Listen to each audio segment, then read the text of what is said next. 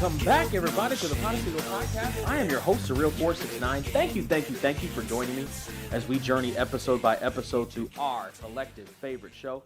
Of course, I'm talking about the incomparable Las Vegas. We are here on episode 10 of season 2, double digits already.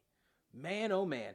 This is Silver Star, and this episode here is, it's got some highs, it's got some lows on it. This is gonna be quite the episode to have to go through. Let's get right to it. It originally aired November 29th, 2004. Yes, if you're keeping track, that does mean that this episode aired 2 weeks after the last one. That's because the previous Monday, NBC decided to run a Thanksgiving edition of Fear Factor for the whole block there. So that preempted this episode of Las Vegas. This episode was written by, is that a typo? It's Gary Scott Thompson.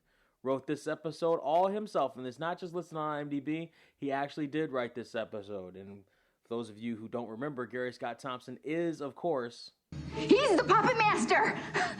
He is the puppet master, Sam. Yes, he is. He didn't direct this episode, though. Who directed it was Robert Duncan McNeil. Robert Duncan McNeil might sound familiar to some people, particularly if you are a Trekkie.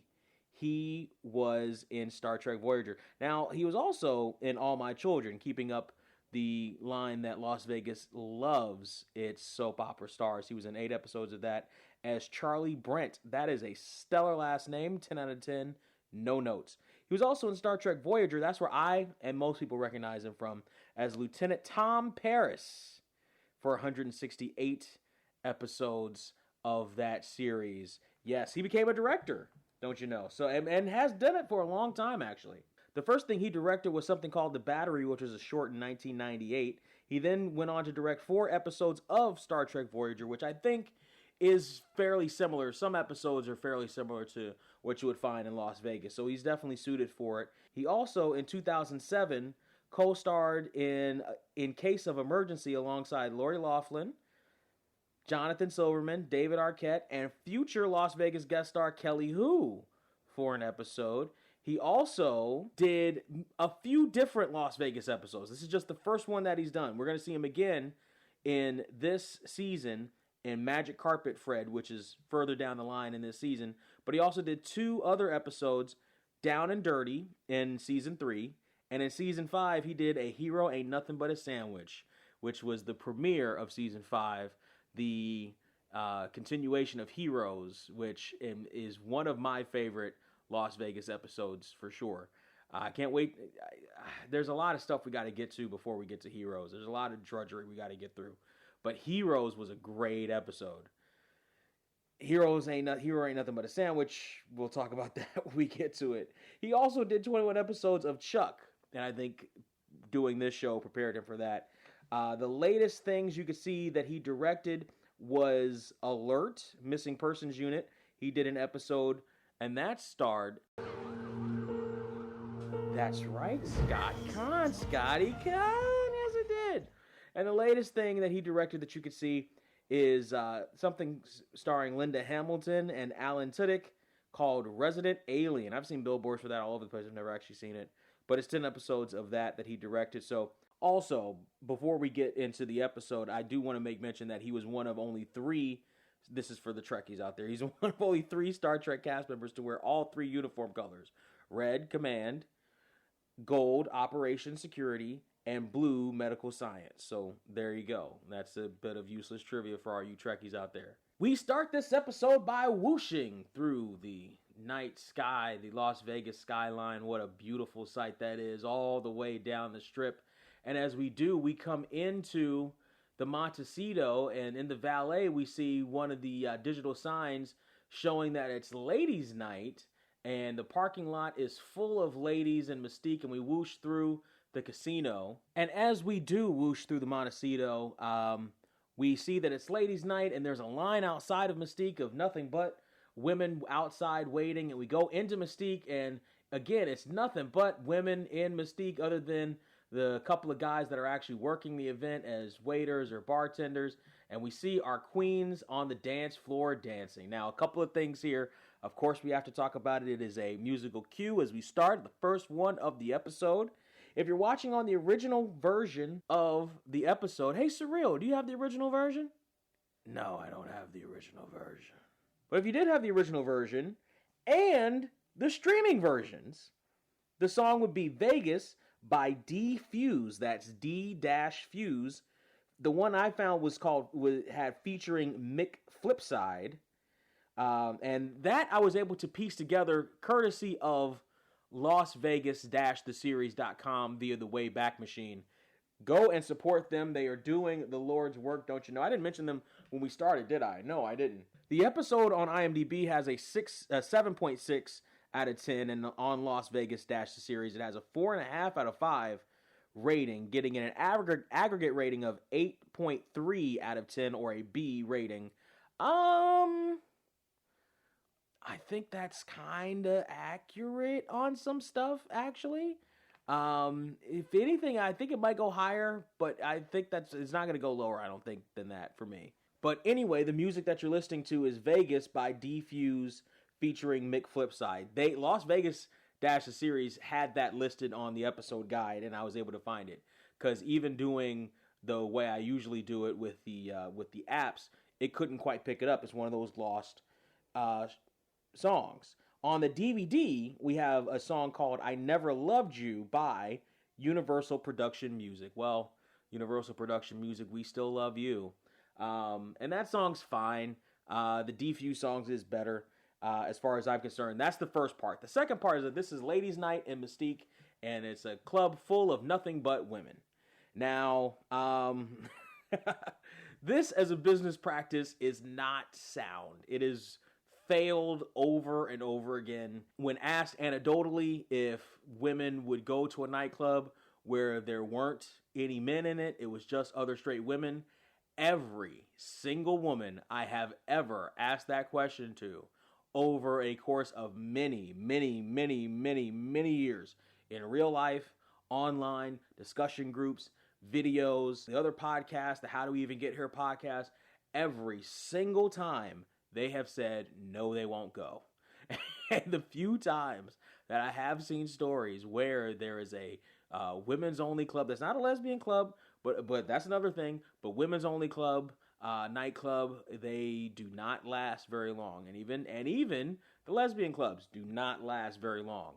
There is something about a club atmosphere that it's more successful with a mixed group of company. And usually with ladies' nights, the gimmick with ladies' nights is that women may get in free to attract more men to the club so that more men pay for more drinks for the women, etc. Or maybe women get a free drink or something like that. The women get preferential treatment, but it's still a mixed company group that goes to the club. So, and I don't think this is the first or last time we've seen or heard of a ladies' night in Mystique. Matter of fact, I know it's not, because although that was a bachelorette party, so that was more for the weekend of weddings things, the first one that comes to my mind. But yeah, as a business practice, this isn't particularly sound, I don't think, but the show has to show, and in Las Vegas, on this episode of Las Vegas, we get the queens dancing to the music on the floor, and they are tearing it up. And when I mentioned the men working, I mentioned the bartenders. I didn't mention the cage dancers. No, there are cage dancers, and the queens are dancing on the floor, and they're watched by the kings in surveillance, who it seems we've gone back to season 1 ogling days, isn't it? Damn. Oh, you can say that again. Damn. You think any of them have ever Done it with one of the other ones? Yeah. I like to think all of them have, Danny.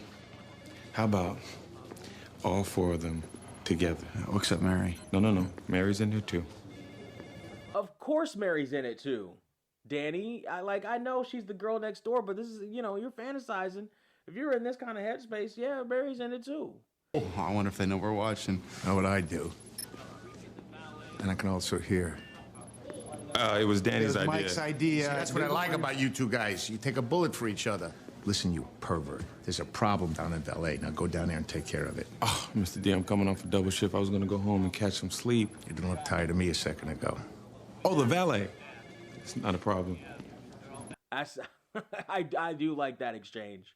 I do like how Mike and Danny are still they're still guys, and they're still ripping each other. Like they're still willing to throw each other under the bus to not get in trouble with Ed. So Mike is sent down to valet because there's an issue there, and Ed wants to talk to Danny in his office. And yeah, that's another callback to season 1. It's either a callback or just a retread of the script, but it's a callback to season 1. This time it's Mike in the position where Danny was in really 2 episodes.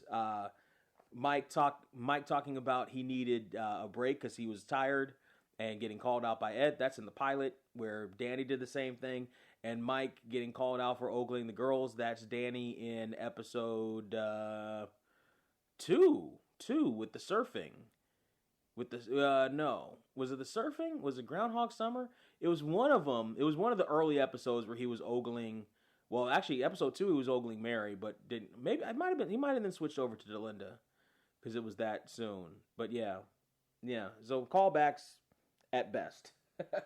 As Ed brings Danny into his office, Danny thinks he's in trouble for talking about the Queens, but it turns out he's going to receive the Silver Star. And the Secretary of the Navy wants to present it to Danny personally, but Danny kind of slips back into Danny that just came home. He says no, he doesn't want it, and he just walks off. I think Ed kind of understands a little bit. We understand it a little bit too. Remember, we saw how Danny was when he came back in Have You Ever Seen the Rain? Whether the adjustment was jarring or not, now it does fit in the timeline of his reaction to this and how he kind of handles it. He's not flipping out, but he is, you can see the emotions of that task, that mission he was on coming back up to the surface. Mike is in the valet, and he's just chewing out the kids at the valet. And I'm wondering why there's not like a manager there or a supervisor. Is one of the guys he's chewing out not one of the supervisors or something? Like it should be chains of command other than just Mike. But he's chewing them out. He's doing a pretty good job of it too. Until somebody comes out of a cab and gets sick all over his feet. Oh, you think that's funny? You might not think it's so funny when you're cleaning it up. Oh, there's a car with my name on it. Somebody get a mop. Gotta go. Hey!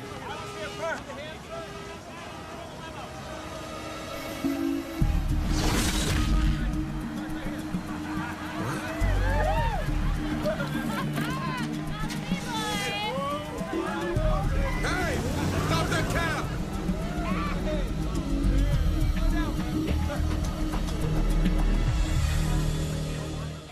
That's right. Mike saw someone in the back of a cab with a sign saying, "Help me," and she definitely looked like she was in trouble. That young woman was played by Femi Imiola. Femi Imiola has a very short IMDb. She started in a short called Plugged In as a foreign caller. She also did The Invisible Man, which came up in the IMDb, I guess, the casting director. Remember, the guys who were torturing Sam, one of the season 1 episodes. Literally right after that, she does this episode of Las Vegas, and the last thing you could see her in was a short called Textually Active. That's an interesting name. She played Kylie, and the latest thing you could see her in that's not a short was Wicked Wicked Games. She played Lonnie Walker for 47 episodes. So that's the most steady thing that she had on her IMDb. But that's the latest thing you can see from Femi Imiola. And she just got taken away in a cab. And Mike's antennae are definitely up seeing something like that. But nobody else noticed it. And it's hard to imagine nobody else noticing it in that kind of a crowded parking lot. But they didn't. So especially on a ladies' night, that's an interesting dichotomy. But here we are into the intro. That's a hard cut. That's a hard adjustment. But we're here in the intro, and it was such a hard tonal shift like that. I know these streaming services, they may have your best interest at heart. At least they think they do. When they ask you, do you want to skip the intro? But let me assure you, they do not. So when they ask you if you want to skip the intro, Skip that streaming service. Kidding? This is the best damn intro in the business. This is the Las Vegas intro. Best one on TV, period. I will not be arguing this point with anyone else ever again. So we come back from that intro and we see Danny in valet waiting for Mary, who's just been called out there by Danny, and she doesn't understand why Danny asked her to go to Los Angeles with him. He just needs to get away for a while. He wants to do something spontaneous. They're going to Los Angeles right now. What do you mean right now? Like right this second? Yeah. Well, it's kind of short notice. I have to pack a few things. We can buy whatever we need when we get there, okay? I have to get somebody to cover for me. Talk to the girls that can cover. Danny, I have the polyphonic spree arriving. Mary? The girls will take care of it. All right, now come on. Have a seat. Let's go. And see, I like that. Look at that spontaneous trip. The way that she looks at him as he kisses her and runs to the other side of the car together. They are just so in love. It's beautiful. Look at that. This is a great episode, Dary Shippers. This is a great episode for us so far. So Mike is in Ed's office and he is pacing back and forth. He knows what he saw. He saw a girl leave in a cab with a help me sign. Ed says he went through the footage. He didn't see anything with the cameras, but Mike is not convinced. Something is up. And they do this interesting wipe shot of Mike where we see a shot of him. We're looking up at Mike for this shot, and a guy walks by with a drink, and they use that to wipe the transition to the remaining queens coming out of Bella Sarah talking about Danny and Mary, their surprise trip. That's a nice little touch there by Mr. McNeil. So there's speculation and scuttlebutt about them possibly eloping together. Sam thinks that they are, so much so that she actually put together for them to be in the honeymoon suite at this romantic place by the beach. So she says it's so exclusive it doesn't have a name. She's wrong. We see the name. We see the name as they come in. But not only are they eloping, but that Mary doesn't know about it. It's going to be a surprise thing. And the other queens are gushing except for Sam. She's trying not to, but you can hear that she's remember, watch Sam here. Because Nessa says, "Oh, so romantic." Yeah, if you're into that sort of thing. Let's make sure they get the honeymoon suite at this place. I already did that. Yeah, but you're not into that sort of stuff. Whatever.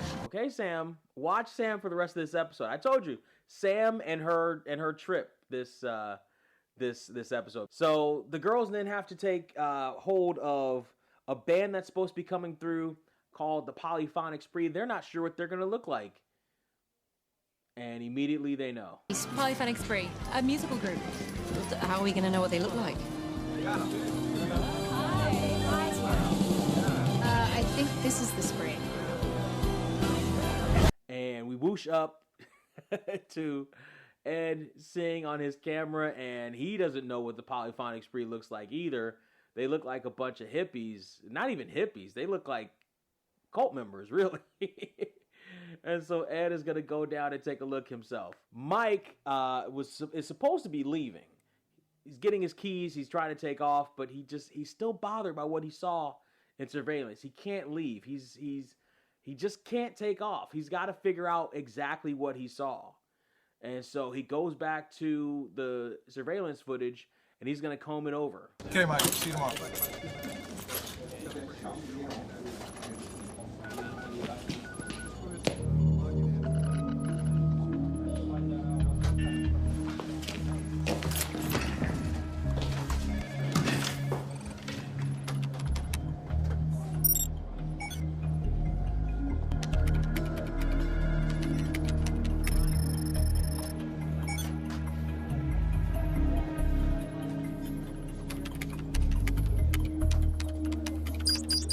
I know what I saw.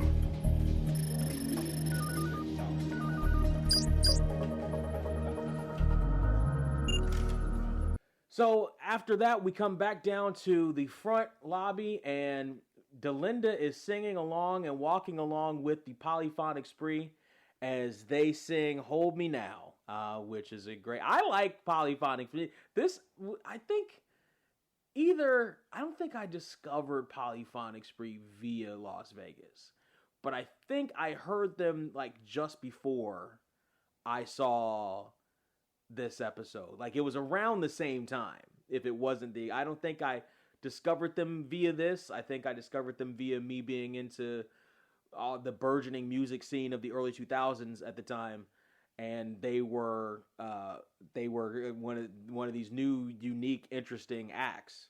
And so I do remember that, and I remember that album. I downloaded that album. Yes, I did. That was on my MP3 player. Yes, it was. Am I that old? Yes. No, I'm not. No, I'm not. But Delinda's dancing along with the Polyphonic Spree. She is definitely into their vibe, their aesthetic. She's singing along. And by the way, that Hold Me Now is in every incarnation of the episode. Ed is a little curious about what the Polyphonic Spree is, and Delinda does a good breakdown of what they are. They're a musical group that combines sophisticated symphonic orchestration with rock music.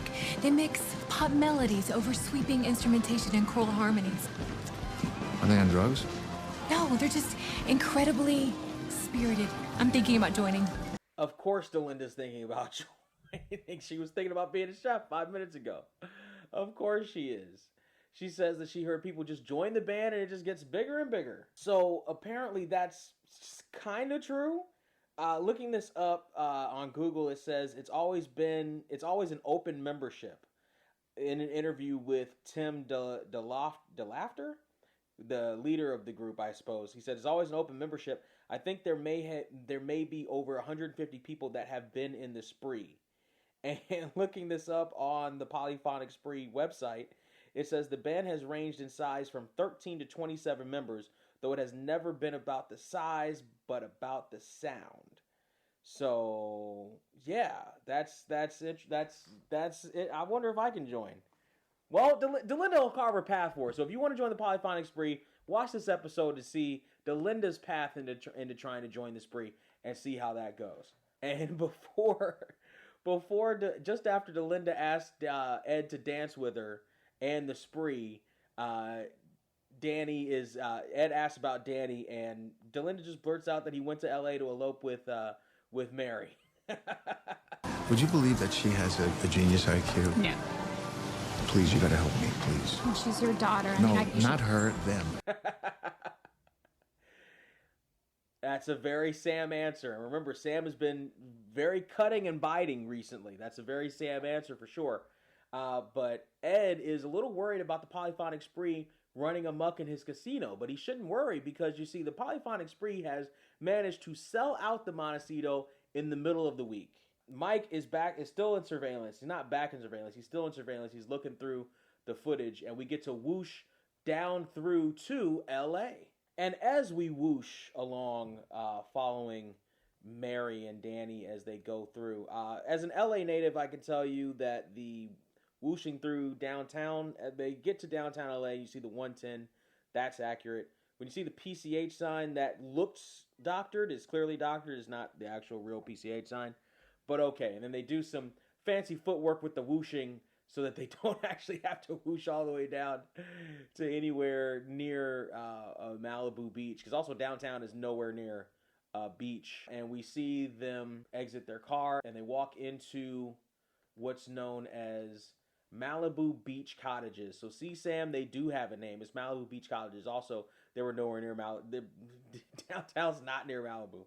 But okay. But all right, that's too technical. We'll ignore that. One thing we won't ignore is the musical cue here that we hear. The musical cue, if you're watching on the original version, the song is called Taking Chances by Abra Moore. A-B-R-A Moore, M-O-O-R-E.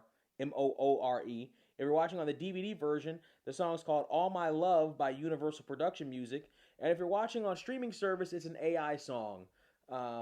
Rescue me, take me to the place where I believe. It's not a real song. It sounds close to a real song, so it's not the worst AI song that we hear in the streaming of this show. It's not going to be the last one of this episode, but it's clearly an AI song.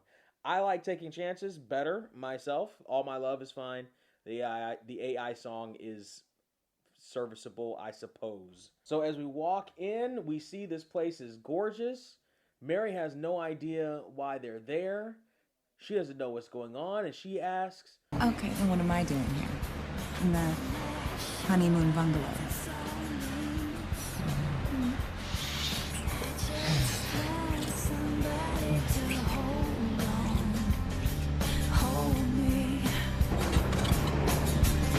yeah, asked and answered Mary Connell. Let's let the dealer shuffle the deck for a second, and we'll be right back. I assume you're interested in large amounts of money. It's Vegas, who isn't? If you like the podcast and you want to help support it, you can send a Cash App, join our Patreon or Subscribe Star, or buy us a coffee. Just search The Podecito on all those platforms.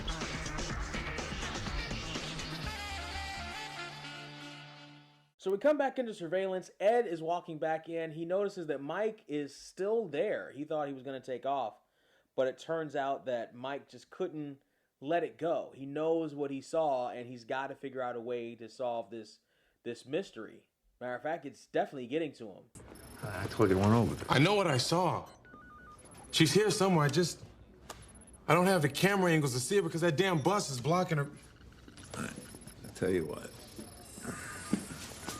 How about you and me, we go over all this footage together. How's that? All right? I like that scene, and I like that exchange. It's a short scene, it's a short exchange, but it works. And what we see here is how much Ed cares for and trusts Mike. So Mike obviously has an issue. This is obviously more than just he wants to solve this issue here at the Montecito. There is definitely something else that is chipping at Mike about this situation. And Ed knows it, and he trusts him enough that he's going to follow him on this. He knows that this is not a wild goose chase if Mike feels this passionately about it, and he's going to help him through it. That's good leadership right there. That's good leadership. So we whoosh into Mystique, and the remaining queens are talking about Danny and Mary and how they're going to miss Mary once she's Mrs. Mary McCoy. All right, this is the first time I'm even thinking about that. Mary, it should be Mary McCoy. Huh. So as we're watching this, if you're watching on the original of the DVDs, you hear a production song, and if you're watching on streaming service, it's a different production song. I couldn't place it, so that makes me think, since they changed it in streaming, that it's probably, if it is a production song, it's like a Universal production song, or it's not a Universal production song, like it's another production song they licensed out, or it's like it's a techno dance song and those are really hard to trace, actually. Those are super hard to track down, because let's be honest, a lot of them sound the freaking same, and even the apps can't tell the difference. So it's hard. It's super hard to track. Not a lot of them. Most of them they all sound the same. But it's hard for them to track them down. But the fact that they had to change it in streaming makes me think that Universal doesn't own it, and it was licensed from someplace else. So if you can track it down, let me know. I wasn't able to find anything. The queens are talking about how they're gonna miss Mary, how their foursome's gonna be a threesome, and they're gonna miss her. Oh, I know. It won't be the same without Mary. No, it won't. I'm sorry, did you just get misty-eyed? No. Oh, you were. She was. Before we go much further in that scene, as you're watching, there's a couple of different cuts that we get. So when Nessa says, "Did you get misty-eyed?" and Sam replies with no, the next angle we see is over Delinda's shoulder as she's behind the bar serving the other queens the drinks. Delinda starts getting excited and starts kind of moving, kind of dancing in place about Sam showing some emotion here. And then the next time, and then it immediately cuts to Delinda reacting to it, but she's standing still. I wish we would have seen more of Delinda getting giddy at that emotion. I wish they would have kept the continuity between those two shots, because I like the inclination of Delinda getting excited about it. Although I guess from a story standpoint, Delinda's already dealing with the polyphonic spree, and we'll see more of that. This is really going to be Nessa's mission to hound Sam about the romance and mushy stuff. So I can kind of see why they wouldn't need it if they didn't outright try to cut it out, but I do like that inclination. But okay, I get it. If you want to keep them separate, that from artistically that does honestly work better. But I did notice that. So Sam fires back with her whatever, and they decide that they're going to throw Danny and Mary a wedding reception, and Sam tries to hide it again with another... Sam? Whatever. Sure, Sam, sure. We whoosh back into surveillance, and Mike is on the case. You know, it really shouldn't be this hard. Get some more cameras in that valet section, Mike. I already wrote up a requisition order. Oh, good. So Mike can't see the forest for the trees, and honestly, I don't blame Mike. It's hard to see. I get it. He's looking for the direct thing.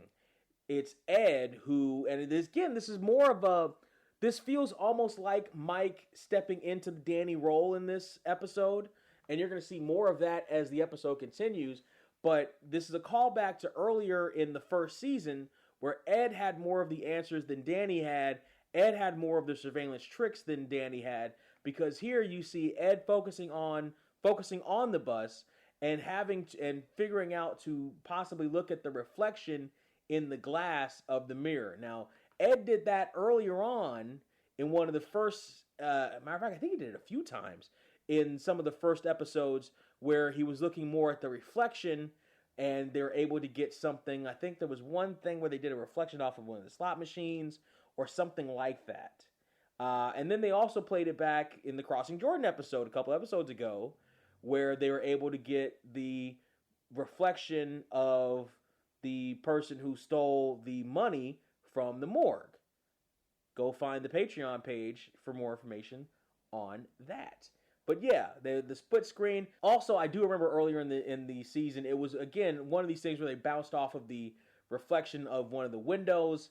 Again, I kind of promise you that in 2004, that wasn't as clear or successful or as good a thing to go off of as the show would want you to believe. But here we are.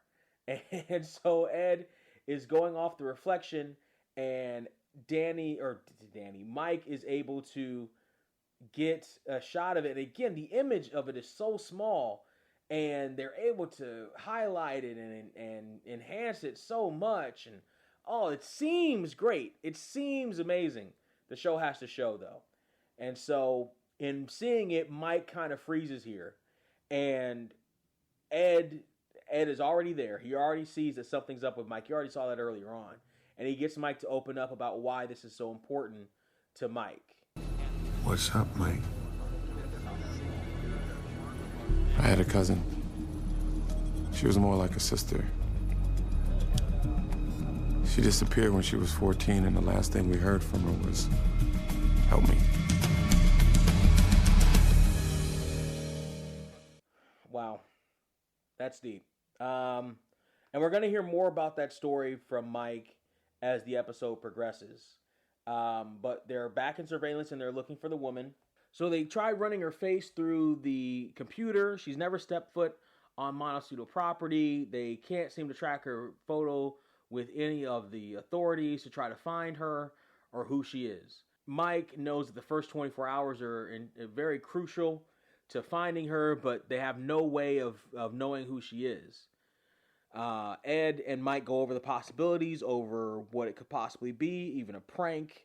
But what we really get out of this is Mike talking about his cousin a bit more. Her name was Michelle, interestingly enough, which makes sense. Sometimes that happens in families, Mike, Michelle, and that's actually funny because I do those are the two names that if I ever had kids were the first in my head is Michael for Mick Foley, and Michelle. I just always like the name Michelle for a girl.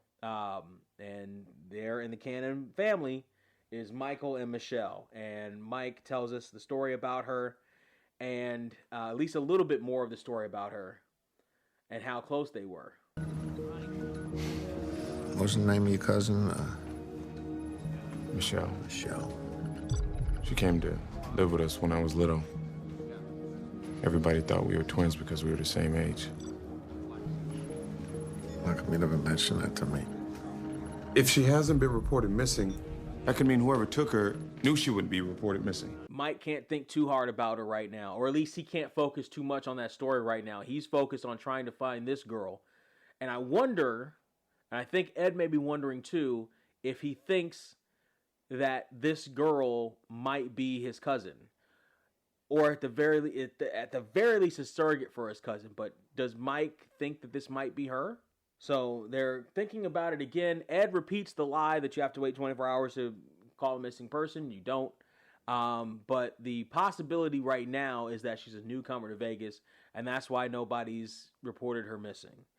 We go back to the Malibu cottages, and Danny's out on the patio of this. This place must be huge. It's out on the patio of this place, watching the waves, and Mary comes out with some coffee for her man, and Danny looks very contemplative in this shot, and they kiss hello, but it's a bit of an awkwardness and a halt to it. See if you see it too. Yeah, did you see that? I saw that. And it's because they're about to have a conversation. They talk about how last night was and how incredible it was, them being together, but... I mean, don't get me wrong, the sex was great. It was, it was better than great. I just, I felt like we were disconnected.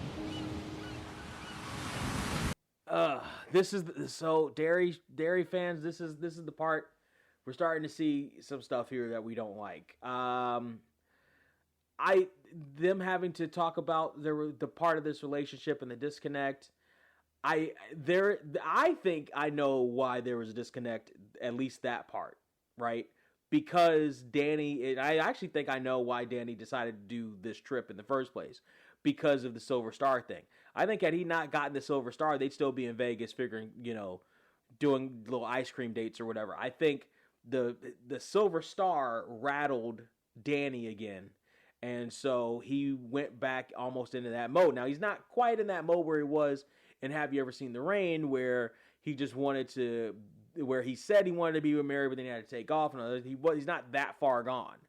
But he's also maybe closer to the place where he was in Always Faithful, where he wanted to be with Mary one last time because of the sentimentality of it, or at least a significant part of it, the sentimentality of it, and that was probably closer to it this time. And really, he needs to recenter himself. And I think Mary's his center. And I think the Silver Star adulation is rocking him again.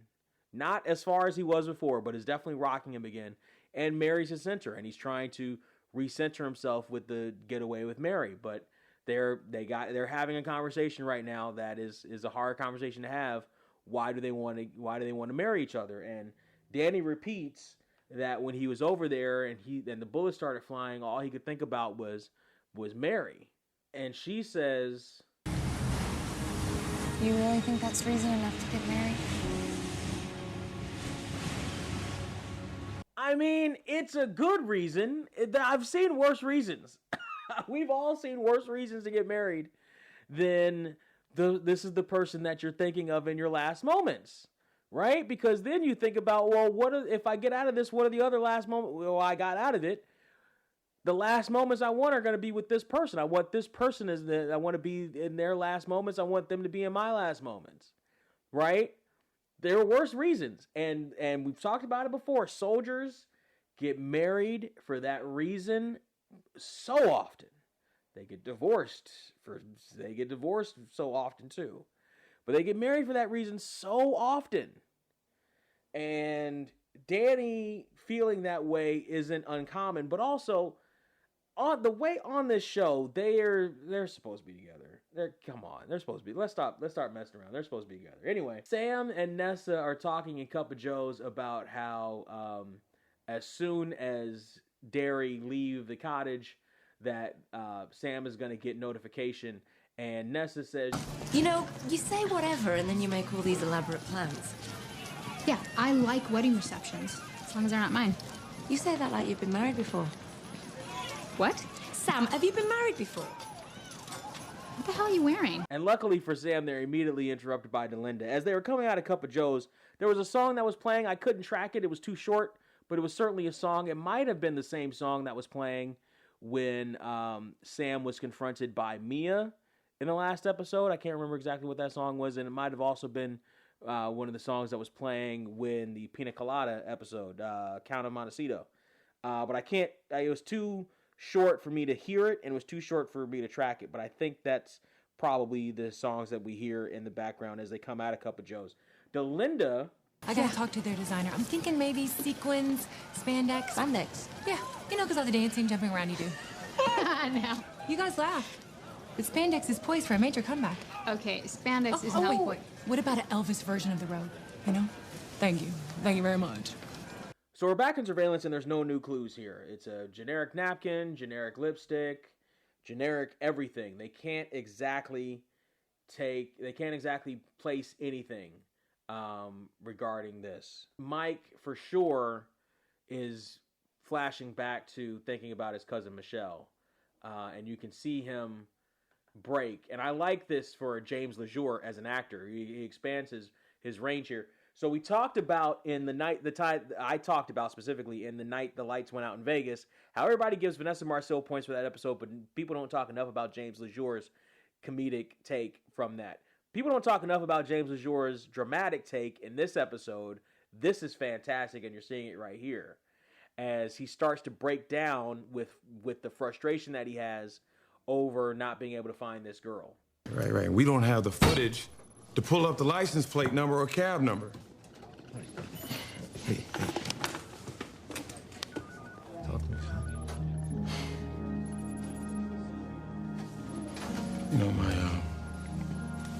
my cousin Michelle, we used to hang with the same group growing up.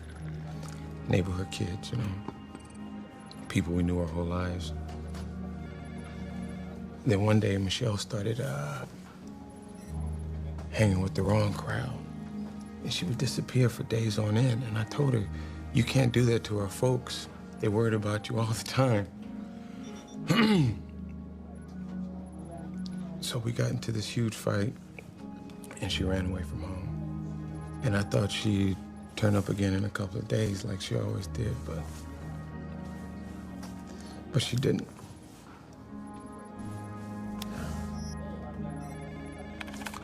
That is, again, you gotta give it to James LeJour here on his work in this episode. This is amazing. Ed takes another look at what we're seeing here, and he does some heavy-duty sleuthing here when he figures out that there's a hole in the sign, and he's trying to get the reverse angle, not even the reverse angle, but he's trying to get inside the sign. So from one of the angles, he's able to see inside the sign that's on top of the cab and see the label that's inside the signage that's on top of the cab for you to advertise or whatever the people that use that function. And again, another preposterously clear shot of it is brought into focus, and that gives them another lead to go off of. So Mary and Danny are on the beach, and they talk about guilt that Danny is feeling. Why did I live when Marines on each side of me died? Why do I deserve this life that I have and they don't? Why do I deserve you? And these guys left widows and orphans. So, where do I fit into all this, Danny? Do I fit in? Now, it almost feels like they're having two different conversations. Right? So Danny is talking about the guilt that he's feeling from the survivor's guilt that he's feeling from, what he did over there, putting in the ordinance to airstrike his position, and he happened to live while other people didn't. And we've seen that turn up in a couple of different ways, including him taking care of the kid when the widow came to really drop off the baby to the Montecito, and all these other instances, the other episodes, etc., and it's resurfacing here. Mary, it almost feels like she's I don't know. It almost feels like she's not supportive, but it almost feels like she's thinking, maybe she's thinking a couple of steps ahead of Danny. So, but right now in this moment, to me, it feels like Danny needs support. It feels like Danny needs to talk. And Mary's thinking about the marriage and thinking about how Danny's feelings from the mission that he was in and how he felt when he was there before he even did what he did that miraculously had him survive over everybody else. The things that brought him to that decision that he's going to marry Mary if he gets out of it. And Mary, I think she almost feels like she's a prize at the end of it, or a goal that he something else off his checklist maybe, but it's not. But she's always loved this guy, and he's always loved her, and he said that he's loved her, and we've seen the growth of their relationship over these last few episodes. So where Mary's coming from on this kind of walk feels a little off to me. To me, Mary should be more supportive of Danny in this instance. And as a Dary shipper, it feels it's getting a little tense right now. But we'll see where this episode goes. So Mike and Ed hit the cab company, the Paradise Cab Company, and they end up trying to figure out what happened to the cab. Mike is on a hunch here, and this is a difference from where Danny would be this early on in the series. Remember, Mike has always been pretty good with these deductions, and he's also very good here. But they did have a cab stolen 2 days ago. No, it's just a hunch, but I got a feeling that stolen cab might be the one we're looking for. It's a little more than a hunch, Dick Tracy. Come on. And, of course, that's an interesting take because James Caan played Spuds Spaldani in Dick Tracy, the Warren Beatty movie. We whoosh back into the casino, and Sam is talking to one of her whales who just went up $100,000. In today's money, that $100,000 equals $169,822.66. Nessa is right there on top of her, and she's trying to figure out the deal with Sam's marriage that Sam has never actually copping out to. She says it's none of Nessa's business, first and secondly, but Nessa has an idea. So what was he, a convicted felon? Crossdresser? Gay? He was ugly and you're embarrassed. I'm gonna find out who you were married to, Sam. Nessa's on the scent. She's a bloodhound, don't you know? So we come back to Dary on the beach, and they are walking the coast with the waves, and Mary kicks water on Danny's back, and the two of them romp and play in the sand. And this scene is spectacular. Dary fans, this is it. This is the scene. This is the scene. This is the scene we've been wanting to see for a year and a half. This is the season and a half. This is the scene we wanted to see. Look at this. Big mistake! What are you gonna do about it, huh? Get out! No, Didi, no, please. I'll do anything. Anything? Yes.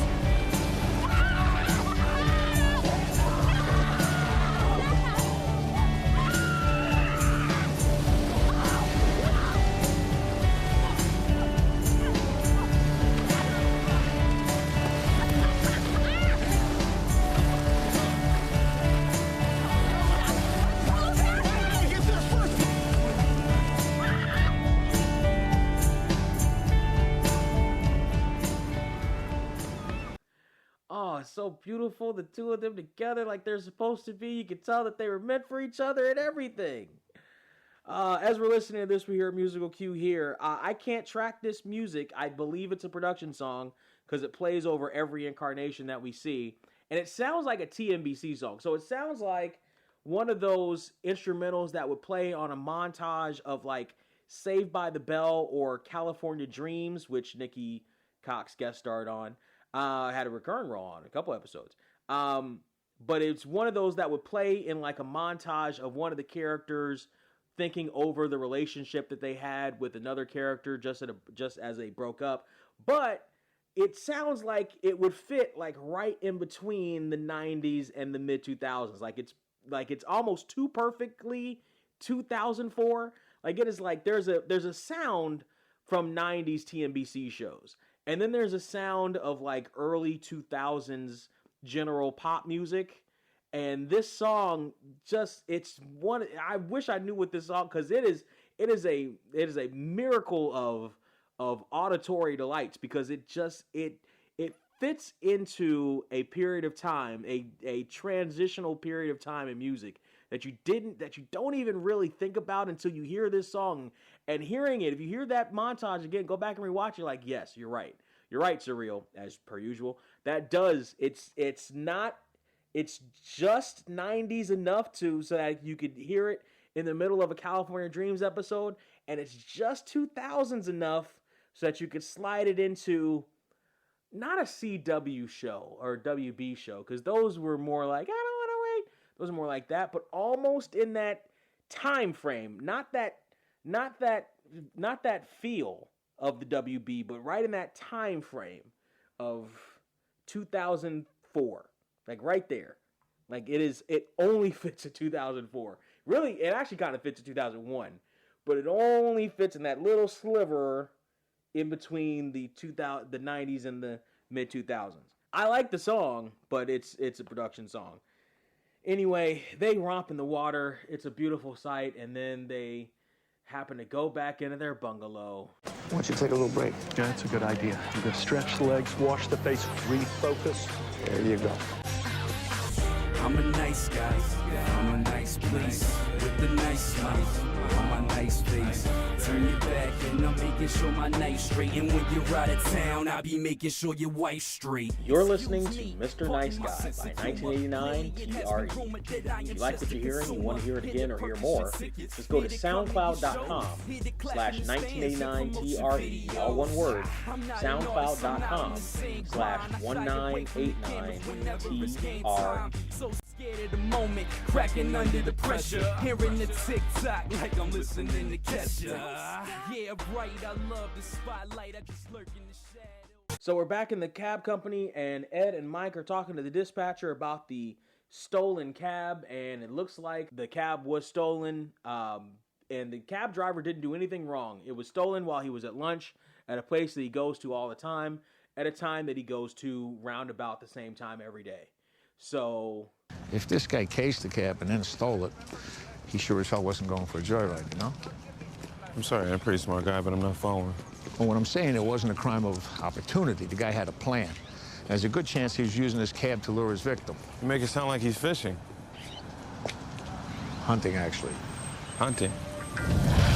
Yes, hunting, Mike, and we see that transition again where a guy walking out of Belisara is the swiping transition back into Belisara, and the remaining queens are talking again about the goings-on in the Montecito. Delina has gotten the polyphonic spree to sing for Dary as they come back into the Montecito. They've got a whole bunch of different things set up for Danny and Mary when they come back. And Nessa tries to reveal that Sam was married. Sam says that she doesn't deny it, but she never said that she was married. And Delina reveals that she was married. What? Where was I? What was this for the weekend? A Britney Spears kind of thing, except I wasn't drunk and puking in the halls. Does your father know? Oh, yeah. Believe it or not, it was actually worse than when he caught me in bed with Danny. Yeah, I believe it. Yes, Delina, I believe it. Now that I think about it, my ex-husband's never been heard from again.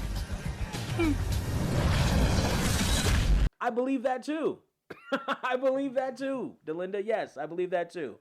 And we'll talk about that cool transition. We see another one as we actually view up onto the Aston Martin as Ed and Mike are driving around the windshield of the Aston Martin. That's another cool transition. Mr. McNeil's coming in cool with the transition. So Ed is breaking down to Mike that the psychological profile of this guy, the one that stole the cab and kidnapped the girl that he stole the cab, and is probably a major predator with that fits a psychological profile.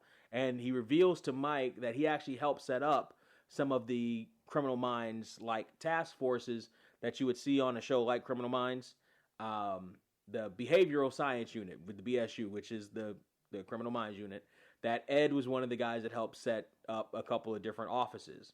And Mike asked, well, why don't we get those involved? And Ed says because it's going to take too long and this girl has only a limited amount of time. Just sit here and wait for them to set up a task force. That might take a few hours. Well, now look, Mike, the truth is this girl, she's stuck with you and me. That's all she's got. So just as that happens, Mike gets a call that they found an abandoned cab just outside of town. And we whoosh back into the casino, and Delina talks with the Polyphonic Spree, talks with Tom from the Polyphonic Spree, and says that she wants to join, but she doesn't play an instrument, and she doesn't quite sing. What exactly do you do? Hello. Look at me. I mean, I have a great... everything. I mean, I could be the new face of the Polyphonic Spree. Yeah. New face. So we come back to the Aston Martin, and Ed is talking to Mike, and Mike regales Ed with another story of Michelle and the last day that she called, and how he was the one that picked up the phone. He was the only one there at the house. After we got into the fight, she ran away. She was gone for weeks, you know. Then one day she called, and I was the only one at home, and she asked me to help her. She was crying, she was scared. She didn't know where she was. Everything was so confusing, you know. I couldn't help her. I didn't know how to help her. And she hung up, and that was it. We never heard from her again.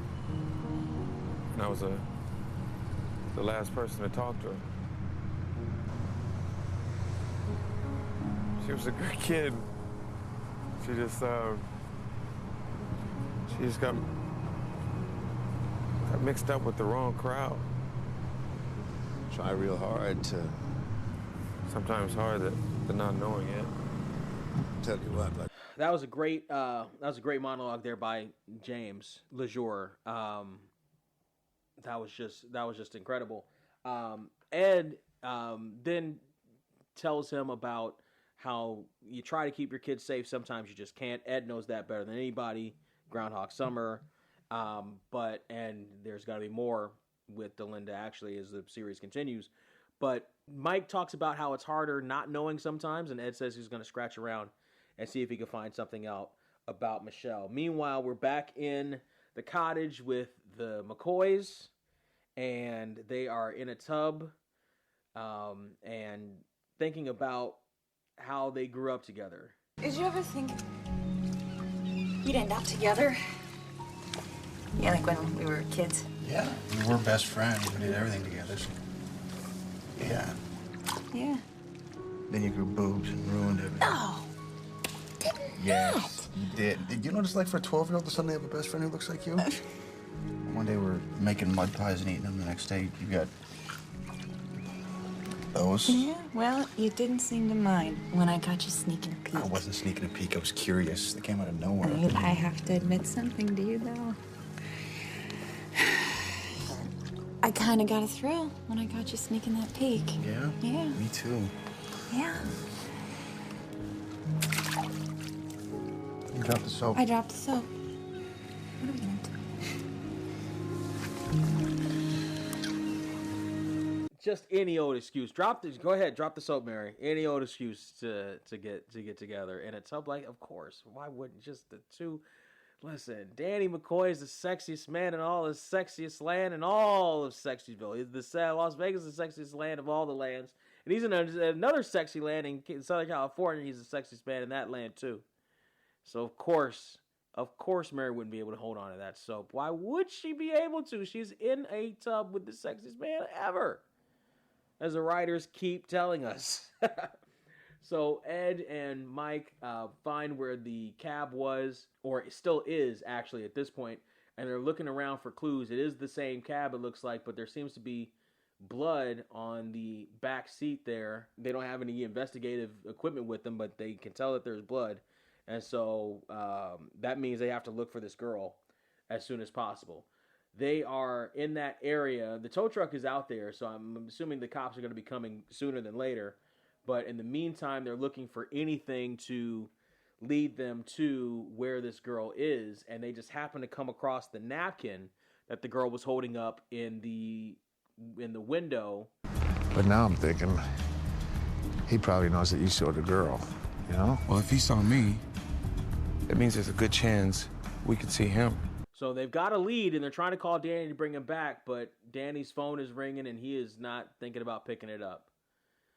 And him and Mary really have a conversation about why Danny lived and everybody else died in that bed. They're in bed while they're having this conversation. And this is a good conversation because I think Mary is being as she doesn't know the answer either. And this is to me, a better version of the conversation that they were having on the beach. I know Mary's thinking about the wedding and all this other stuff. Realistically, her answer to that should be hold off on it. And it was. And it is so far. But, so that Danny can figure his stuff out. What if I can't? And she's helping him figure that stuff out. And he can't figure out what the reason was that he's there and they're not. It is. It is something that Danny's going to have to figure out for himself. And you can tell that she loves him. You can tell that she loves her man and she wants to be there for him as much as possible. You can tell that. So we're back in the Montecito, and Sam's talking about the wedding cake that she has made for them, and it's going to be delivered in 15 minutes. And Delina chimes in with, Could have been me.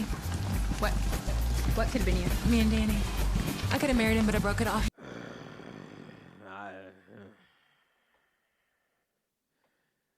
That is... I'm really trying to be neutral-ish. I'm not trying to be neutral. I'm really trying to be fair. I'm really trying not to. I'm really trying to just celebrate Dary and not denigrate D in terms of shippers. But I really don't like that shipper. But okay. We're mentioning it here. We're moving on. So Sam says that she gives the McCoy wedding about 2 months.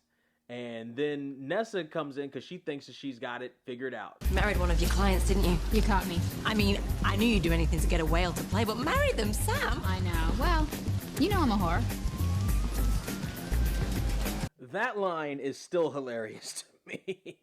You know me, I'm a whore. So that's hilarious. Just the way Sam just blurted that out. So Ed and Mike are back in surveillance, and they're going over the footage one more time.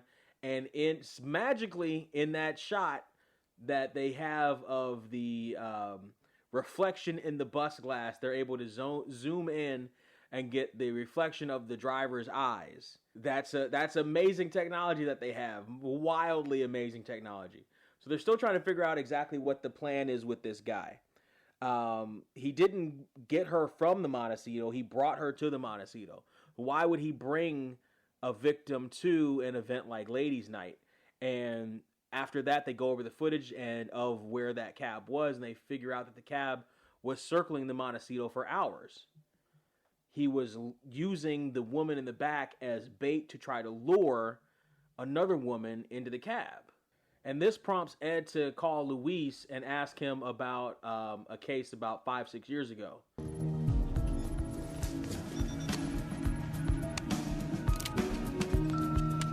Luis, you remember about, 5-6 years ago, they found all those missing women bodies way the hell out there in Henderson? Had something to do with some cab driver, used the cab, and he always had, he had 2 girls. He'd use one to get the other because he was never without, right? Yeah. What happened to that creep? Oh. All right. If you get something, just call me, okay? You think this is the same guy?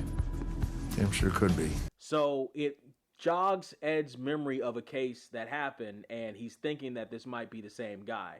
So as they're going over the footage and they see that he's trying to lure women into the cab, it turns out that there is one woman that he actually did try to lure in. See if you can ID any of the girls you try to lure in.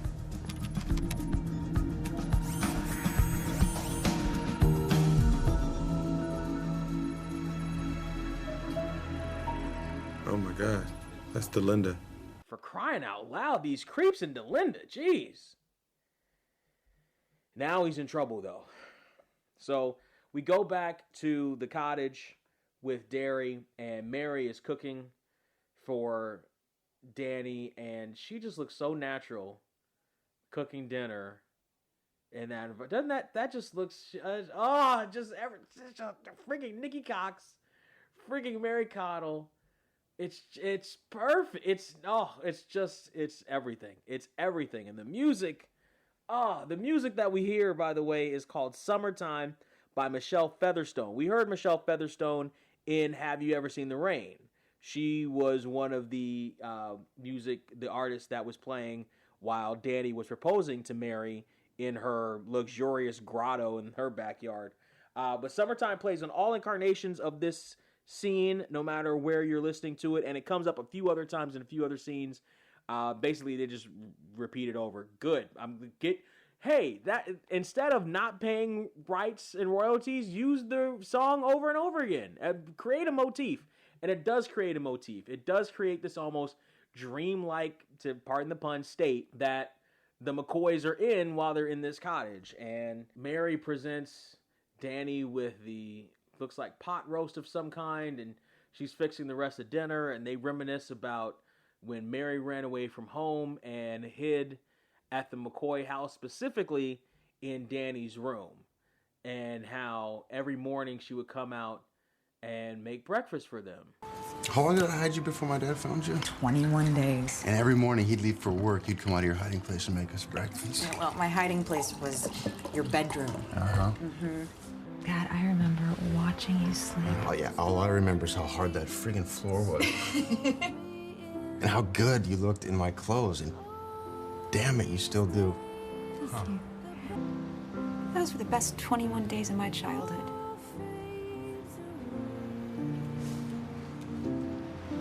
Me too.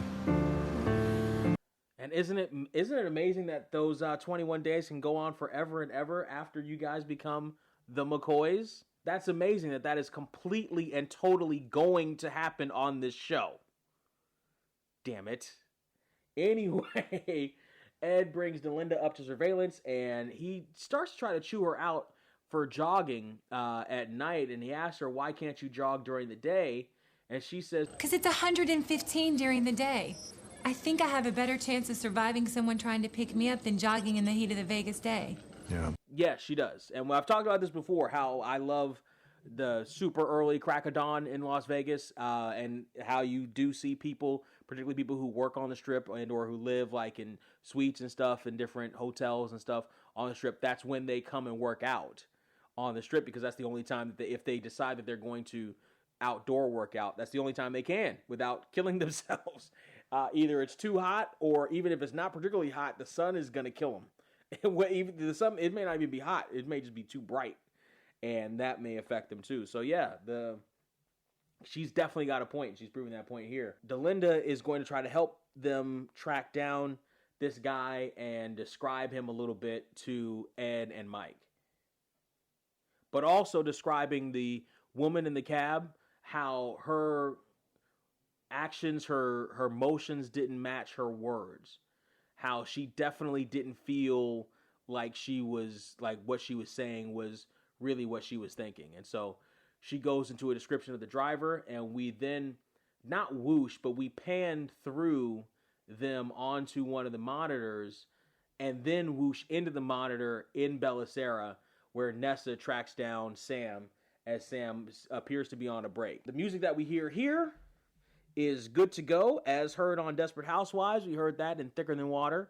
It's not as heard on Desperate Housewives. I'm never going to let that go. It's as heard on Las Vegas, because it aired on Las Vegas first. So Good to Go, as heard on Las Vegas, not Desperate Housewives, by the Daniel May Quartet, and that's on all incarnations. So Nessa has somehow gotten a hold of Sam's marriage license, and Sam, she's not even trying to necessarily deflect it, in that she's trying to deny it. She's just trying to figure, she's acting nonchalantly that she doesn't care. Nessa definitely cares. She opens up the marriage license, and we open it up to see. So, ladies and gentlemen, Sam was married to... Your spouse's name is blacked out. So as Nessa opens Sam's marriage license, we can see a few things here. We look very clearly, as a matter of fact. I'm going to note a couple things here. First off, the address at the bottom for the intended groom is a fake address, doesn't actually exist. We see the signature. It's hard to make out the name that's on that signature, though. So the name is blacked out on top. The address that's given for the groom is a fake address. I looked it up on Google Maps. Doesn't exist. Has never existed. The name on the bottom is not a name that you would think that we would see if you've seen the show Las Vegas and know what is possibly coming up. That name, I can't make out that name. Looks like there's an S on the bottom there. S, maybe I. And the first name, I can't make that out at all. Looks like maybe an O, maybe a D. It's hard to make that out at all. But we can see that the race of the guy is supposed to be Caucasian. And the birth date is January 31st, 1980. 1980? Yeah, that's very interesting. That is not the birth date of whoever may or may not be coming up later. Birth year, whoever may or may not be coming up later. We can see that the date effective was September 5th, 2001 to December 5th, 2001. So it was in 2001. Sam was of age by this point. And we can see Samantha Jane on the other side. Samantha Jane Marquez, right? You can't see her birth date. No incarnation. You can't make out her birth date. But you can see Las Vegas, Nevada birthplace. So according to this, Sam is a Vegas native. According to this. We'll come back to that later in the series. But according to this, Sam is a native of Las Vegas. But we can't make anything else out. The name is not necessarily been redacted, but scratched out from the official record, apparently. And Sam knew that already. Sam had that done to the wedding license. And Sam asked Nessa why she wants to know so bad. And Nessa says she wants to know what kind of man she would marry. Honey, excuse me. I'd marry a man who makes me laugh. You hear that, Woody? He'd also have to be smoking hot and filthy rich, of course. Of course. But that explains her fascination with Woody. He makes her laugh. And Sam knew it. Sam knew it. Sam knew it. Sam knew it. Sam knew it in Boston. And she definitely knew it when Woody was there in Las Vegas in the club, in Club Mystique, while Snoop was doing Drop It Like It's Hot with the floor guy. You could see it in her eyes. You could see it. I'm telling you, don't sleep on the funny guys. Do not sleep on, or do sleep on the funny guys, or with them, next to them, however you want to sleep with them. But, yes. So, Linda's in surveillance with Mike and Ed, and they're going over the description of the guy and trying to pull up a composite sketch of what he may or may not look like. And Delinda points out that there's something wrong with the guy's eyes, and Ed says, reverse it. We're looking at the deflection. And Delinda points out the guy and says that that's him. And we then morph into seeing that guy in some sort of house or room with some duct tape. And we see him. His name pops up again as we see his rap sheet here. That's the mirror image. Reverse it. That's him. That's the guy. That's him. Please let me go. Why are you doing this? While we have him here, I actually don't think he's going to talk in this episode. But while we have him here, we might as well talk about the actor. The character he's playing is Chris Johnson. The actor's name is Thomas DuPont. Now, Thomas DuPont is basically a stunt man. He's done a lot of stunt choreography and fights and all this other stuff for commercials, films, TV. I'm looking at his IMDb. Aside from stunts, though, the first thing he did as an actor was To Be the Best in 1993, which was a video. He was a fighter, which makes sense. Fast forward to 7 Days in 1999, where he played Steve for an episode. He does this episode of Las Vegas as Chris Johnson. He also does Star Trek Enterprise, keeping in tune with our director, but he was uncredited for an episode. The last thing you could see him in, not as just a stunt guy, he was uncredited for it though, was Fear the Walking Dead as Utility Strand Guard for an episode in 2021. And before that, he did Hollywood Adventures in 2015 as Mr. Covington. So those kind of characters that get beat up, characters that fall down, those kinds of characters, thugs, those kinds of guys, bad guys are who Mr. DuPont usually plays here. And it makes sense that he's playing a bad guy here in this guy, Chris Johnson. And we look at his rap sheet. It says that his current address is unknown. It says that he is not currently registered as a violent offender with Clark County Parole Board, despite him having 3 different arrests. In 85, he started for sexual assault, where he served 8 months of a 2-year sentence. Oh, and they even got down to the incarcerated dates, June of 85 into February of 86. So they even did that pretty well on the bottom there. In 89, he was convicted of rape. He was arrested for rape, but convicted, did 5 years of an 8-year sentence. So he took a couple little break from at least getting caught. Got caught again, and then in 95, he got caught again for kidnapping, served 9 years of a 15-year sentence, and now their current address they don't seem to have on him. And that also makes sense as to why you would see the gap between when Ed was talking about with Luis and now.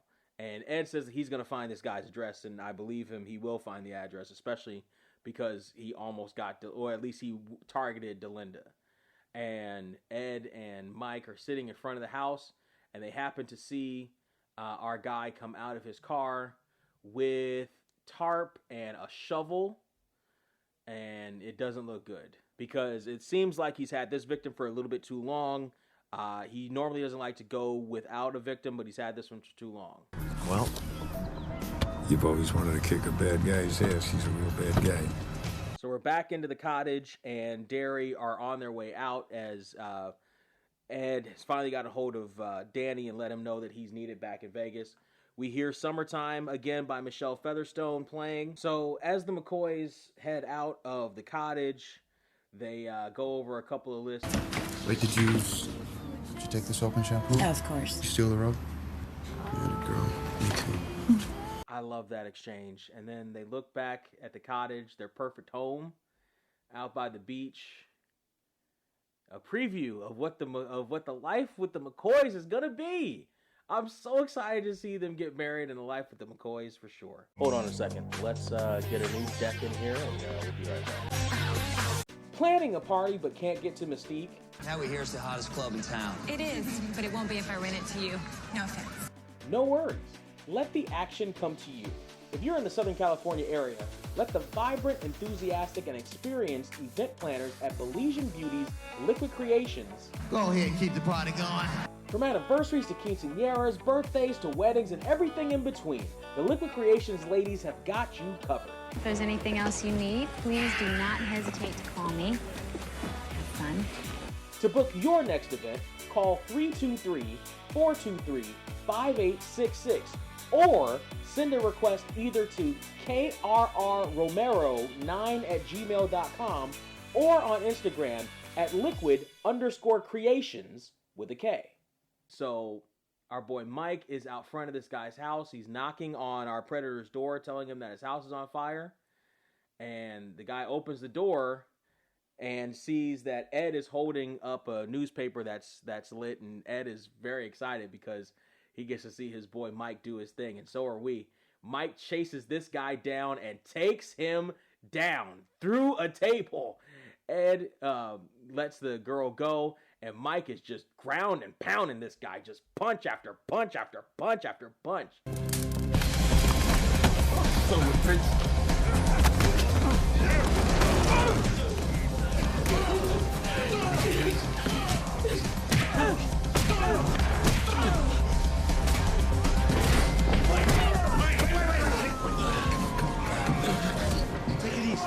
Ed is the one that has to take him off of him, and then a kick later, and the guy is still down. The cops just happen to show up there, and lucky for this guy that Ed was even there, because I don't know that Mike was going to stop.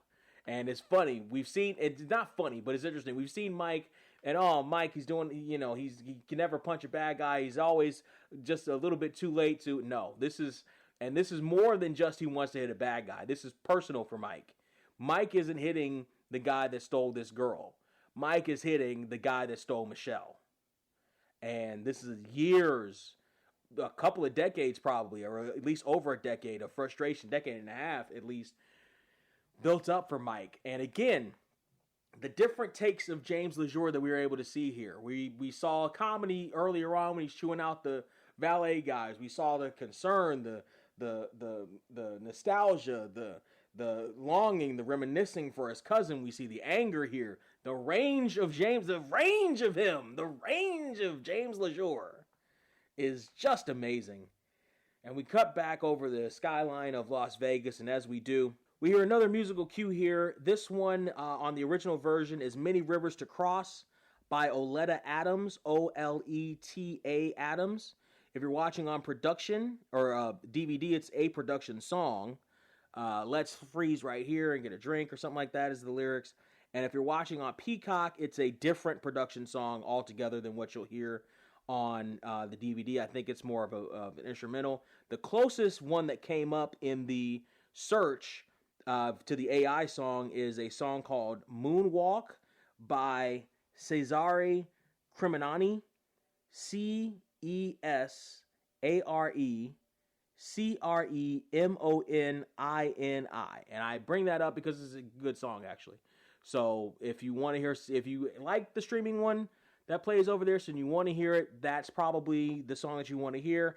I personally like the original better. It fits more with the tone of what we're about to see in Ed's office, with Danny reluctantly getting presented with, I didn't say received, I said getting presented with his silver star.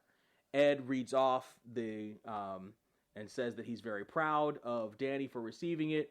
Danny says that he doesn't want it again. But Mike reads off what Danny did in that mission.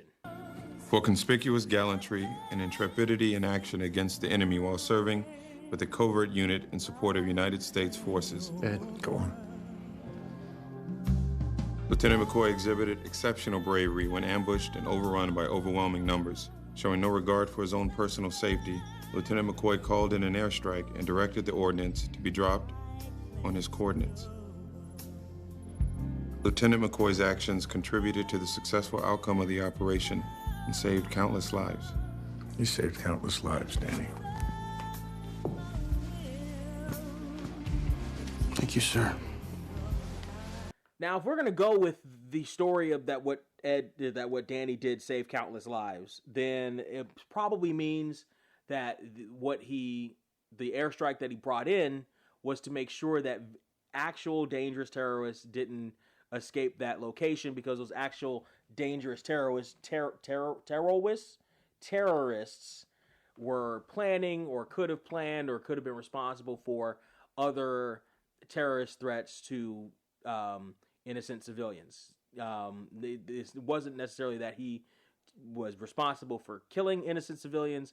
It was which happens in the military a lot, but that he saved innocent civilians' lives because the guys that they had a hold of actually were bad guys. And Danny's still struggling with that. He accepts the salute from Ed, but nothing more. He walks out of the office without taking the Silver Star. It's still in Ed's hand. And at that point, Mike truly understands Danny's sacrifice. He calls him a hero. Now, mind you, with this presentation, there was no Secretary of the Navy. So Ed probably had to call Secretary of the Navy, said, I'm gonna present it to him here now. Thank you, no thank you. He didn't get called in for this. Ed dispatches Mike to go and check on Danny to make sure that he's okay. When he does, he gets a phone call from somebody who gives him information on Mike's cousin Michelle. And it turns out that Michelle was found, but not alive. Michelle Cannon, right? Yeah, Michelle Cannon. Her body was found outside Salt Lake 2 weeks after reported missing. What happened? Well, they found her buried in a drainage ditch. Local police never made the connection. Oh, God. Damn. So from that, so we have the intensity of the fight, and now the show is going to... We had a little bit of heaviness in the show. Now is the heavy part. We're ending this show heavy. A little bit of levity, but we're ending the show heavy. Mary comes back, meets the other queens. They all think she's married. Nessa reveals that Sam was married, but Mary already knows that. So you want to know what's new? I'll tell you what's new. Sam was married. Technically, she still is married, aren't you? Wait, you told her, but you won't tell me. And so the queens go back to checking on Mary and saying that she's married, and she's not married. they think that she got married, but Mary looks at the presentation that's in front of her, including the polyphonic spree dancing on the floor, singing on the floor, light and day on all incarnations. I do like this song. I know one of the fans thought this was a insufferable song on Twitter. Follow us on Twitter, the Podecito, by the way. We have conversations like this all the time. I do enjoy speaking with you guys. I like this song, and like I mentioned, I like polyphonic spree.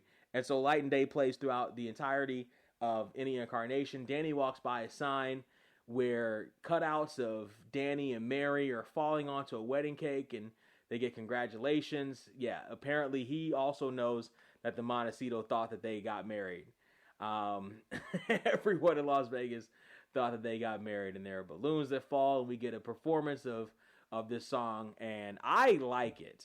I like the performance of the song, and Danny's enjoying it, and Mary's watching the performance and looking at her ring and seeing Danny across the casino and looking back at her ring and contemplating everything while the polyphonic spree plays. And you can see the look on her face. It's not one of the looks that we saw earlier in this very episode. But in the meantime, Danny comes up to Mike, and Mike has no idea what's going on either.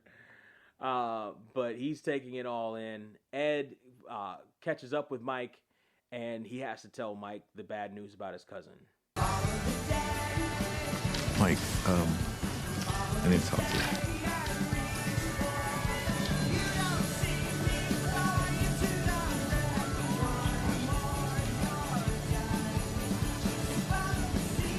Sorry.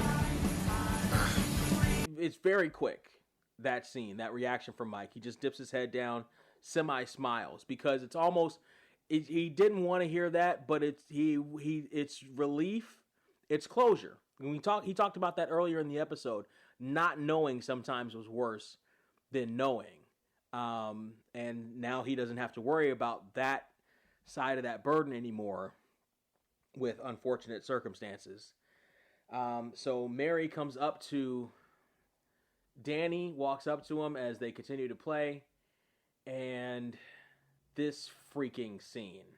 She rubs his shoulders and tells him that she loves him.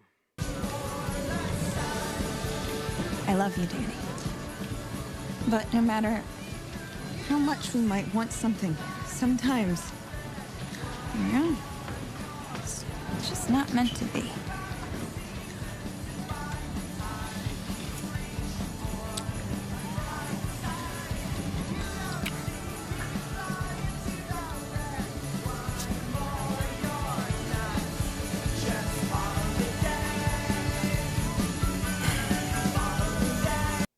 And Danny stands there in shock, conspicuously in front of a Shockwave slot machine. I see what you did there, Mr. McNeil.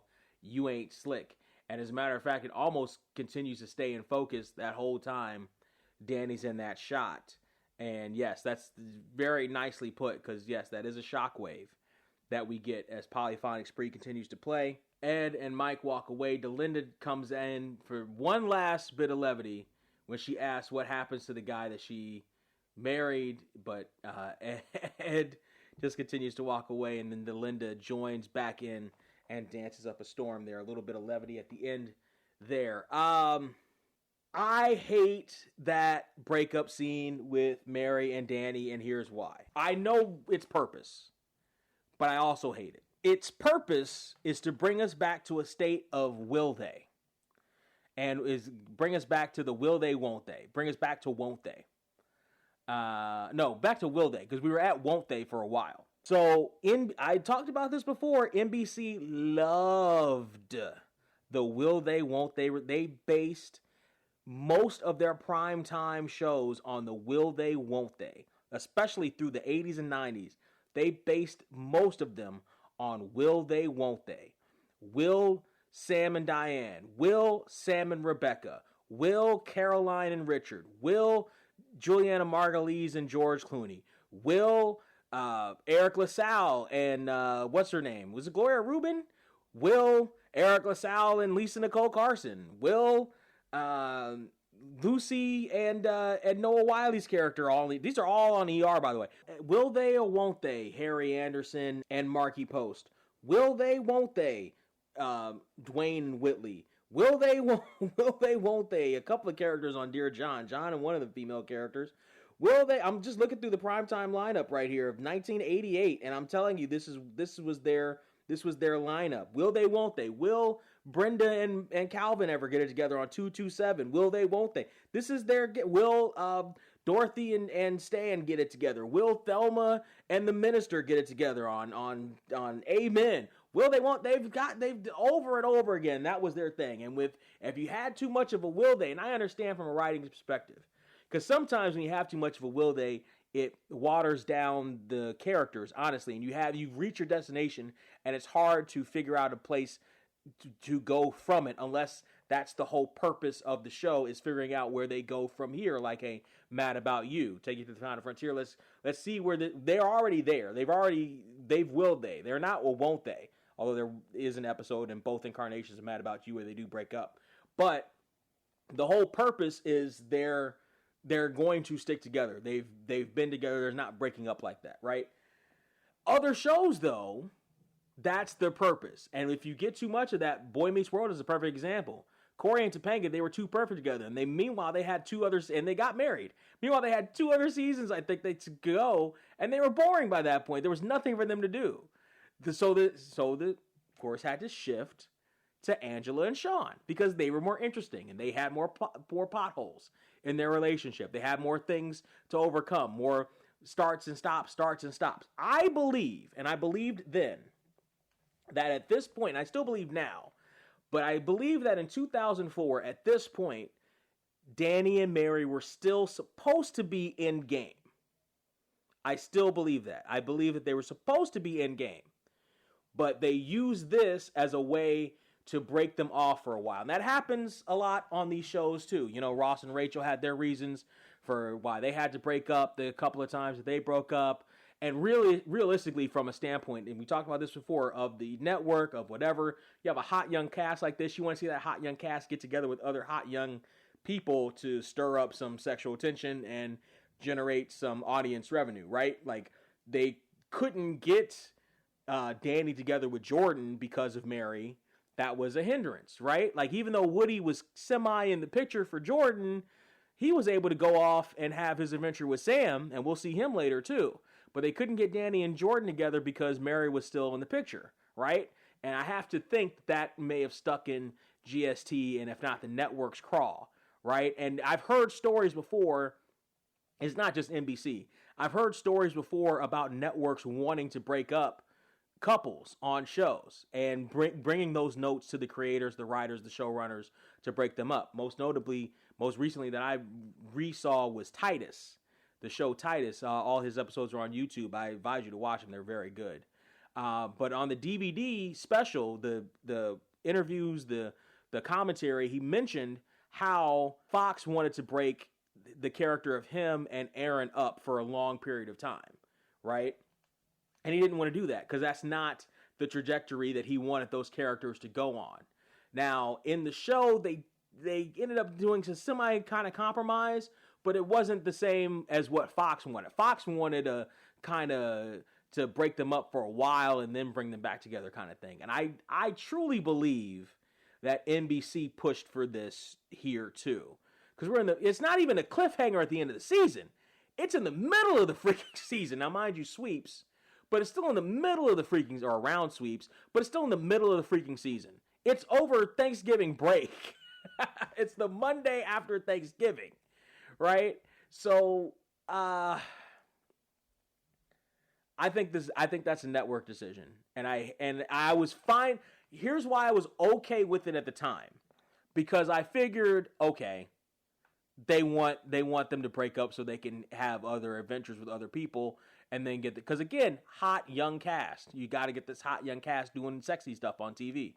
And it's hard to do that in a platonic, not platonic, it's hard to do that in a monogamous, many people think it's almost platonic, monogamous relationship that started this early, that's supposed to be this peachy keen and fresh in high school and all Boy Meets World like, right? It's kind of hard to do that, especially on a show that's supposed to be this sexy like Las Vegas. And you had a guy like Dan. I had a couple episodes when he went to the bar to visit the chick that he knew from high school, Cheryl something, right? And Look at Me Now, the sexual tension there. I do feel like the writers thought they were hamstrung by Danny not being single at this point in the show, or the network, or both. And that's why we got this. And I think the weekend at the cottage was a compromise because GST knew that he was going to break them up. So before that, he gave fans a little bit of fan service by seeing the McCoys in their quote-unquote home with the white picket fence that we all expect them to have. He showed us that in this episode and then broke them up. But I also think they're still supposed to be in-game by here. Touchy subject for me, and it's going to get worse as the show goes on. But there's more show to talk about. Nessa and Sam. Nessa's obsession with finding out if Sam was married or not and finding out that Sam was married. The info that we have on that wedding license isn't going to track through the rest of the series, but we'll get into that. And remember, this is what I was talking about. This is the peak of what I was talking about. Remember, with the Bernie episode, I told you to watch for Sam and her trajectory in this season. And it has to do with love, has to do with romance. Here we go.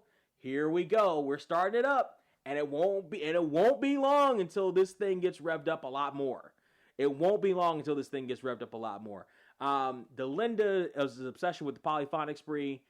You know, I'm glad she had something to do. Good for her. And it's very Delinda for her to go on that train. It's so Delinda for her to go on that track. I like the chemistry with Mike and Ed. I really like the chemistry with Mike and Ed.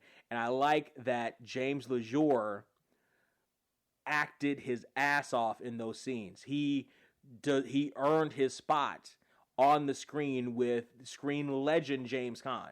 He didn't give a quarter, and James Caan allowed him to act, and they acted with each other, and their chemistry was great. I told you the chemistry with them very reminiscent to me of Ed and Danny early on in the series, but with a slight little twist. I like hearing the canon backstory, a little bit more about Mike. It's been a while since we've heard some backstory from Mike. We're going to hear a little bit more in the coming episode, coming episodes. But yeah, that's a great man. That's why James LeJour is one of my favorite actors. That's why if I spot something and I see James LeJour is in it, I'm going to at least give it a shot. If I hear that James LeJour is in something, I'm going to watch it. I'm a simple guy. James LeJour is in something, I watch it. You know, that I know that James LeJour is in, I'll give it a shot.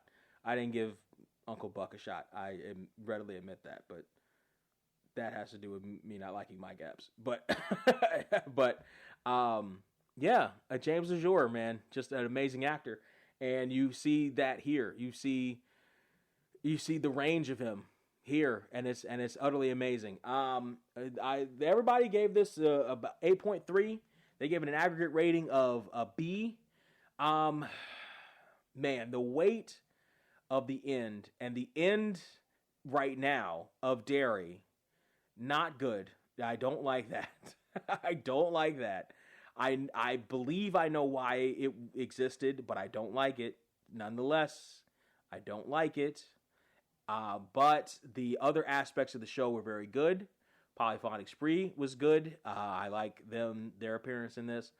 I'm going to have to pretty much agree with it. 8.3 sounds about right for me. The negative emotions at the end, it's just, Now, I do remember a couple things from this. I specifically remember avoiding the song Light and Day from Polyphonic Spree for a while. Not because I didn't like it, not because it was an insufferable song, but because it reminded me too much of that scene. It reminded me too much of that breakup in that scene, and that breakup in that scene reminded me too much of a recent breakup I had at that point, which was terrible for me. And so I wanted to avoid that at all costs. And so it also made me avoid this episode for a while because of the ending. There's some episodes of shows that I avoid if I'm going through a rewatch, right? Usually it's because the episodes just aren't very good. But sometimes it's because it hurts too much. You know what I mean? Any Psych fan knows the episode D's Nups. D's Nups is an episode that I will go to the grave saying is only about 27 minutes, because after that I shut it off. I refuse to watch that ever again. I've seen it a couple of times. I refuse. Shut it off. Shut it off. As soon as we get to the reception and Sean starts dancing down the line, shut it off. That's the end of the episode. There's no more episode to watch of that psych episode, D's Nuts. That's it. And then you go ahead and you skip a couple other episodes too, and then you get back to it. I don't watch that episode. I avoid it. And just reminiscent of this one, I avoided this episode for a long time too, because of that ending. It's a well done episode. I'll give it up to Mr. McNeil. He did his thing. And I like the backstory with that we see out of Mike and the acting from James and everything. But man, that Dary breakup, God, why? I know why. Either the studio or the writers wanted it for the will they, won't they. And I vehemently think they intend to bring them back together at this point in production. And so we'll leave it at that. That was Silver Star.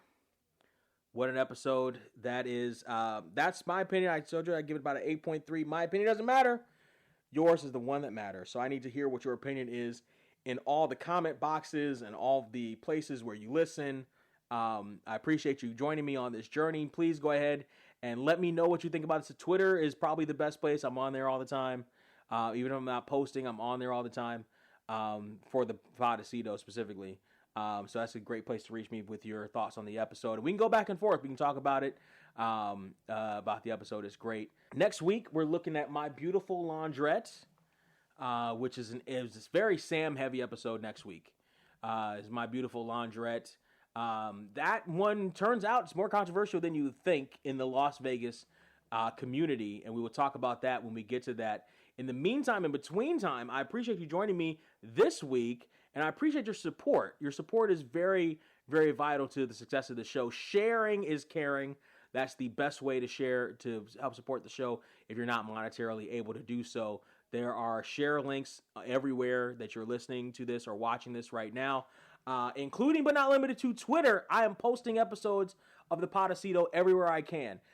I'm getting full episodes on TikTok. They have to be cut in half just because of the length.